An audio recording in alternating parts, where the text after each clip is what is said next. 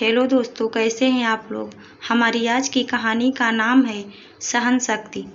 बेटे की शादी हुई और जैसे ही नई नवेली दुल्हन का आगमन हुआ, माँ खुशी से नाचने लगी। माँ को ऐसा लगा जैसे उसके सारे अरमान पल भर में पूरे हो गए हों। शुरुआत में तो माँ ने बहू को बड़े ही लाड़ प्यार से रखा, लेकिन जैसे जैसे दिन बीतते गए, सास का स्वभाव चिड़चिड़ा होता गया। वह बात बात में बहू को टोकने लगी। बहू भी स्वाभिमानी बाप की बेटी थी। वह भी कहाँ तक सुनने वाली थी। वह भी सास को मन ही मन गालियाँ देने लगी, कभी खाने को लेकर तो कभी नहाने को लेकर, कभी बर्तन और झाड़ू लगाने को लेकर। सास बहू में रोज तू मैं होने लगी। सास की तो जैसे आदत हो गई थी बहू की कमियां निकालने की। रोज बहू के किस्से चिल्ला चिल्ला कर पड़ोसियों के सामने सुनाती थी। बहू भी आखिर कब तक सुनती। वह भी पानी सिर से ऊपर निकलने पर सासू माँ को जली कटी सुना देती थी। कभी कभी तो बात एक दूसरे के खानदान को भला बुरा कहने तक पहुँच जाती, तो कभी एक दूसरे पर बर्तन फेंकने की नौबत भी आ जाती थी। बात यहाँ तक आ पहुँची कि बहू सास की एक भी नहीं सुनने लगी। आखिर एक दिन सासू माँ ने अपने बेटे से कहकर बहू की पिटाई करवा दी। मजबूरी में बहू भी बेचारी पिट गई। बहू इस कष्ट कलह के जीवन से तंग आ चुकी थी। यह क्लेश कलह का ड्रेस लेकर वह पिता के घर भी नहीं जाना चाहती थी। आखिरकार एक दिन वह आत्महत्या करने के लिए चल पड़ी। पानी लाने के बहाने वह मटका लेकर घर से निकली।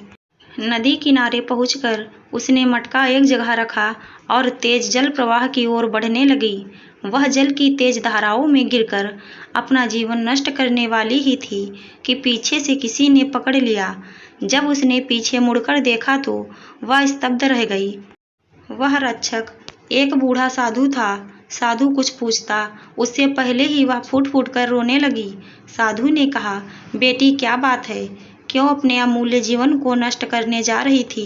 वह स्त्री बोली, बाबा मेरी सास बहुत बुरी है। वह रोज पड़ोसियों से मेरी बुराइयां करती हैं, रोज खुद लड़ाइयां करती हैं और शाम को जब मेरे पति आते हैं तो उनके सामने शरीफ बनकर मेरी शिकायत करती हैं। फिर मेरे पति अपनी माँ का पक्ष लेकर मुझे मारते पीटते हैं। मैं तंग आ गई हूँ इस जीवन से, इसलिए मैं अब और अधिक जीना नहीं चाहती। बाबा मुझे मर जाने दीजिए। साधु ने अपनी झोली में से एक कपड़ा निकाला, कुछ मंत्र पढ़े और फूंक मारकर उसे दे दिया और कहा, बेटी यह भी मंत्रित धागा है।